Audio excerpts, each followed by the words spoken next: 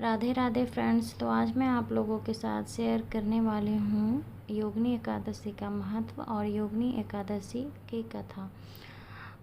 और हर वर्ष में 24 एकादशी आती है, हर महीने में 2 एकादशी आती है और जब अधिक मास आती है तो 26 एकादशी हो जाती है।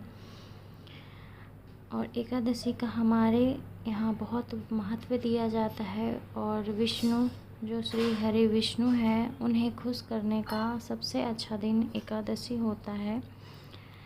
एकादशी से मोक्ष की प्राप्ति भी मिलती है और एकादशी का बहुत महत्व है। और योगिनी एकादशी का व्रत करने से जो भी हम पाप करते हैं, हर रोज़ हर इंसान से कुछ न कुछ पाप ज़रूर होता है, तो हमें पापों से मुक्ति मिलती है।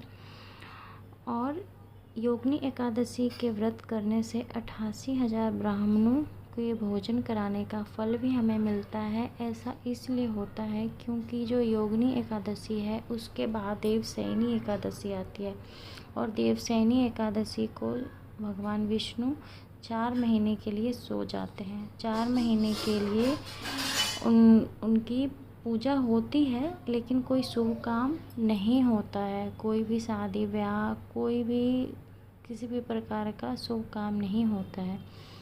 इसलिए योगिनी एकादशी को लोग ज़रूर करते हैं और फिर देवशयनी एकादशी का भी व्रत लोग ज़रूर करते हैं।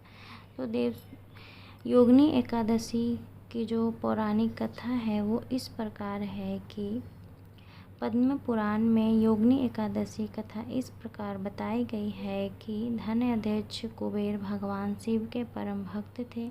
वह हर दिन भगवान शिव की पूजा के लिए इन्होंने हेम नाम एक माली को पुष्प चुनकर लाने का काम सौंपा था। एक दिन वशीभूत होकर हेम अपनी पत्नी संग विहार करने लगता है और पुष्प समय नहीं पहुंच पाता। इसलिए क्रोधित होकर कुबेर महाराज सैनिकों को हेम माली के घर भेजता है। सैनिक लौटकर कुबेर को बताते हैं कि काम पीड़ित होकर हेम ने सेवा के नियमों का पालन नहीं किया, तो कुबेर का क्रोध और बढ़ गया। राजा कुबेर ने हेम को श्राप दिया कि वह कुष्ठ रोग से पीड़ित होकर पत्नी संग धरती पर चला जाए। कुबेर के श्राप से हेम को अलकापुरी से पृथ्वी पर आना पड़ा। यहाँ एक ऋषि मार्कंडेय ने हेम के दुख का कारण जानकर योगिनी एकादशी का व्रत करने का सलाह दिया। इस व्रत से हेम श्राप मुक्त हो गया और पत्नी के संग सुखपूर्वक रहने लगा। योगिनी एकादशी के दिन सुबह घर की साफ सफाई करके, स्नान करके, स्वच्छ वस्त्र पहन के उस दिन श्री हरि की मूर्ति स्थापना करके उन्हें फूल, अक्षत, नारियल, तुलसी पत्ता जरूर अर्पण करना चाहिए। और योगिनी एकादशी के व्रत के दिन योगिनी एकादशी की ही कथा सुननी चाहिए।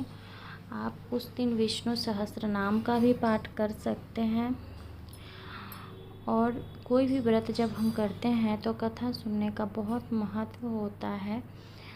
जितना हम व्रत करके फल हमें मिलता है उतना ही कथा सुनने से भी फल मिलता है। और किसी कारणवश अगर कोई व्रत नहीं कर पाता तो उसे कथा तो ज़रूर सुनना चाहिए या कथा कहना चाहिए, जिससे कुछ लोग सुने तो उन्हें भी फल मिलेगा। कथा कहने वाले को भी फल मिलता है और सुनने वाले को भी फल मिलता है। इसलिए कथा ज़रूर सुननी चाहिए। आप व्रत करें या ना करें, कथा ज़रूर सुनना चाहिए। तो बस आज के लिए इतना ही।